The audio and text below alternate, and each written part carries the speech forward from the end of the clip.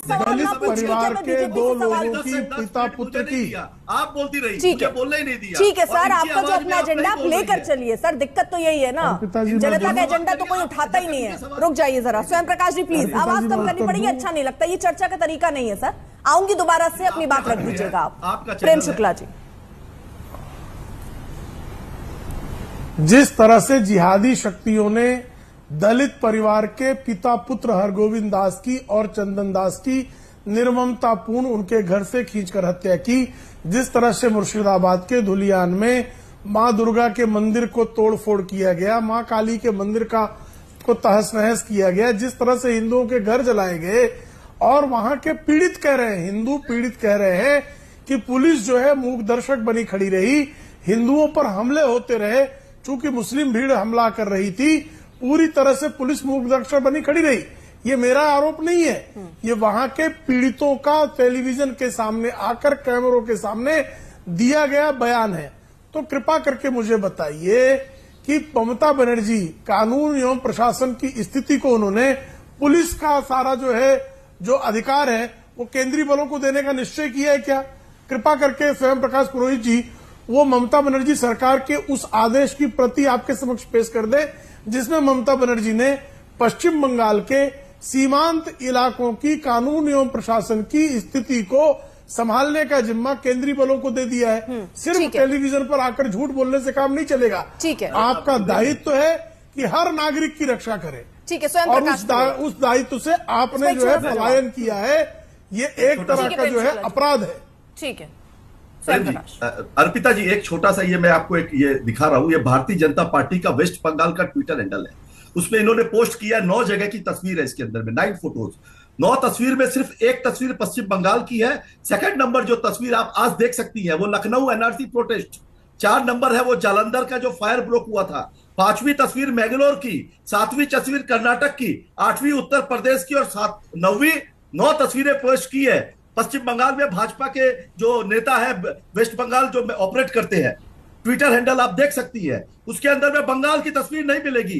ये दिखाना चाहते हैं, इनके नेता आते हैं टीवी चैनल में और शुभेंदु अधिकारी बोलते हैं कि मुसलमानों को हम लोग फेंक देंगे। ये इस तरह के जो बयान एक तरफा कर रहे हैं, ये उकसा रहे हैं। ये उकसाने के बाद में अगर कोई क्रिया और प्रतिक्रिया हो रही है, उसको सरकार और जो भी है सरकार अपना मिलकर के संभालने की पूरा प्रयास जारी है। मगर इस माचिस को किसने जलाया? ये माचिस जलाने वाले लोग भारतीय जनता पार्टी के घर घर में बैठे हुए हैं। ये जहां से निकलते हैं, शुभेंदु अधिकारी बोलता है कि मुसलमान, आपको पता है बंगाल में 30% मुसलमान क्या इस देश के नागरिक नहीं है?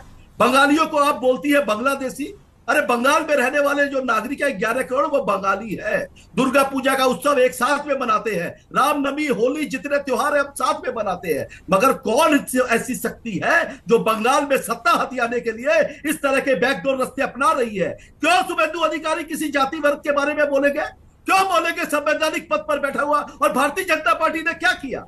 अमित शाह से मिल के आते हैं और दिल्ली से और कलकत्ता में आके बयान देते हैं कट्टरवादिता का। कट्टरवादी नेताओं को नहीं होना चाहिए। जनता क्या करती है और उनके क्षेत्र के लोग क्या करते हैं वो अलग विषय है, मगर एक संविधान की रक्षा करने की जिम्मेदारी एक छोटे से छोटे, अदने से अदने कार्यकर्ता की भी बनती है। मगर वो बोलते हैं मुझे मुसलमान नहीं चाहिए, वो फलाना बोलेगा मुझे मुसलमान नहीं चाहिए। इनके एक योगी जी बैठे हैं, एक हेमंत बिस्व शर्मा बैठे हैं, इनके ऐसे ऐसे नेता बैठे हैं जो आग उगलते हैं। मैं दोनों पक्ष में बोलूंगा, मैं मुसलमानों की तरफ से भी ओवैसी जैसे नेता है उनके भी नाम लूंगा, मगर ये चीज देश में नहीं होनी चाहिए। मैं रोक रही हूं आपको। इस राजनीति के इतर बार बार मेरा सवाल यही है, सरकार आपकी है सर, पुलिस आपकी है, मुर्शिदाबाद एक ऐसा इलाका है, सीए और एनआरसी के वक्त पर भी हमने देखा था वहां किस तरह से स्थितियां बिगड़ी थी। एक सरकार के तौर पर आपको तो ये पता है कि कौन कौन से ऐसे संवेदनशील इलाके हैं, आपको ये भी पता है कि माचिस की तीली कौन दिखा रहा है। आप क्यों नहीं पानी का इंतजाम करके बैठे थे? नहीं, पानी का इंतजाम देखिए, आप जहां पे आप किसी जाति के बारे में अगर ऐसा बोलेंगे, देखिए यहाँ 30% है। ये शुक्ला जी जहां बैठे होंगे, नहीं, अगर आप ये जस्टिफाई कर रहे हैं, नहीं, ये आपको समझना होगा। आप किसी धर्म के बारे में कहेंगे तो धर्म भड़क सकता है, तो अगर हिंदू के बारे में कहा जाए और हिंदू भड़क जाए सर, तो इसका मतलब ये भी मान लिया जाए कि उसमें भी आपकी सरकार कहेगी देखिए माचिस जलाया, आप कुछ नहीं करेंगे। बात आपके करने पर है, कानून व्यवस्था के लिहाज से आपने क्या किया सर, मैं ये जानना चाहता हूं। मुसलमान भी नियंत्रित रहेगा, बौद्ध भी नियंत्रित रहेगा, जैन भी नियंत्रित रहेगा और पंजाबी नियंत्रित रहेगा। ये राष्ट्र है, मगर बैकग्राउंड आपको दिखा दें कि लगातार बंगाल में ये एक पूरा सिलसिला बनता चला जा रहा है सर हिंसा का। अर्पिता जी, आप लगाम 2014 लगा रहे से हैं, कहाँ लगाम लग रहा है, मैं वही तो पूछ रही हूँ। अर्पिता जी, 2014 से राष्ट्र के जो निर्माण करता बैठे हैं वो हिंदू और मुसलमान करके ही सत्ता में आए हैं। 2002 में गुजरात जलाने वाले आज मुसलमान कह के 2002 में गुजरात जलाने वाली वही शक्तियां आज बंगाल को जला के सत्ता हथियाने के लिए ऐसा प्रयोग किया जा रहा है। बंगाल को प्रयोगशाला बना दिया है। कभी यहाँ पर सीए एनआरसी 2019-20 पे आपको पता है, समझ गई सारी जलेबी आप राजनीति के इतर ही बताएंगे, जिम्मेदारी से पल्ला झाड़ लीजिए। मैं ये अब जरा एक छोटा सा रिएक्शन दे दीजिए। जो लोग पलायन कर रहे हैं सर, चुनाव में जो पलायन कर रहे हैं उनके लिए कुछ आप कर रहे हैं या नहीं कर रहे हैं कि वो अपना अपना देख लें?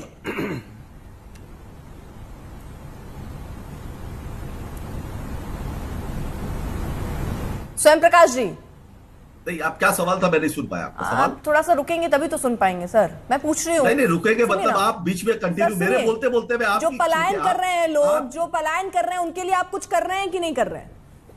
नहीं, पलायन करने का तो ऐसा कुछ नहीं है। पलायन तो देखिए ऐसा है कि सीए का जो डाटा था, नहीं सुनिए ना, पूरे देश से 15 लाख लोग पलायन कर चुके हैं। 15 लाख लोग और 350 लोग मुर्शिदाबाद से जो परिवार पलायन कर रहा है मालदा पहुंच गया है सर। टीवी वगैरह देखते हैं कि नहीं?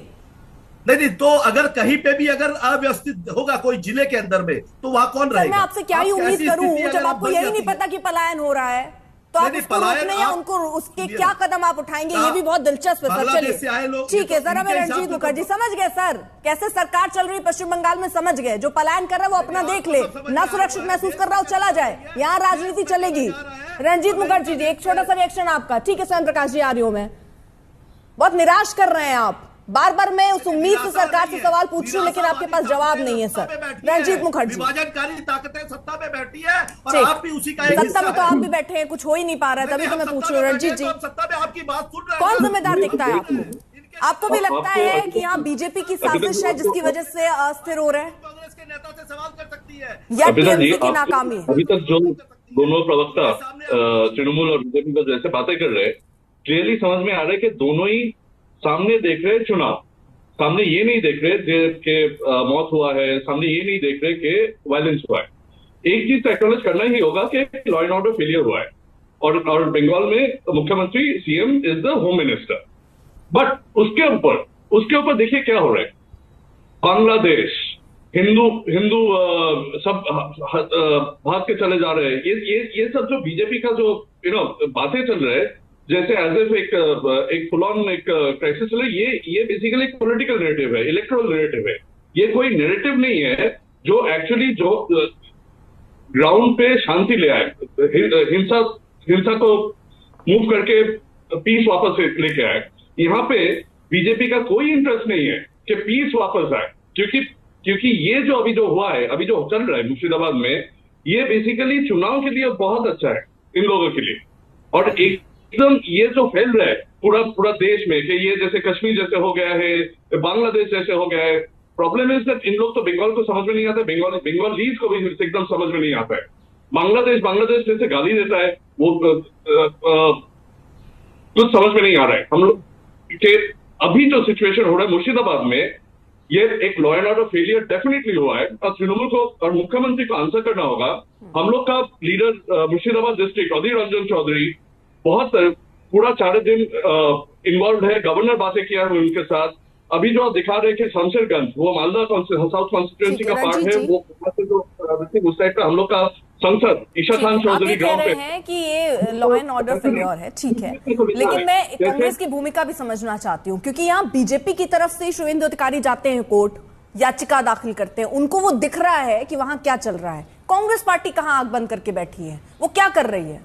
पार्टी अकेला पार्टी जो शांति मिशन निकाला है कलकत्ता में, कांग्रेस पार्टी अकेला पार्टी जो गवर्नर के साथ बातें किया है कि कैसे जल्द से जल्द सिविल सोसाइटी को इन्वॉल्व किया जाए मुर्शिदाबाद में। टीएमसी के साथ कांग्रेस पार्टी की बातचीत हुई है? कांग्रेस पार्टी का सांसद ईशा खान चौधरी ग्राउंड पे है मालदा पे अभी। मतलब टीएमसी से कांग्रेस पार्टी ने बात की?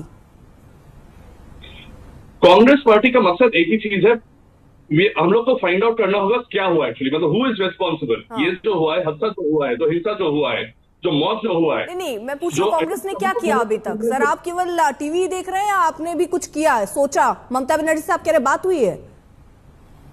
ममता बनर्जी के साथ हम लोग का प्रेसिडेंट शुभंकर सरकार चिट्ठी भेजा है। आप सोशल मीडिया कर सकते हैं, आपको टीम को पूछ कर सकते हैं। ठीक है, मतलब सब कुछ सोशल मीडिया पे चल रहा है। क्या क्या स्टेप्स लेना चाहिए उसके ऊपर गवर्नर अधीर रंजन चौधरी के साथ बातें किया है, जो मुर्शिदाबाद का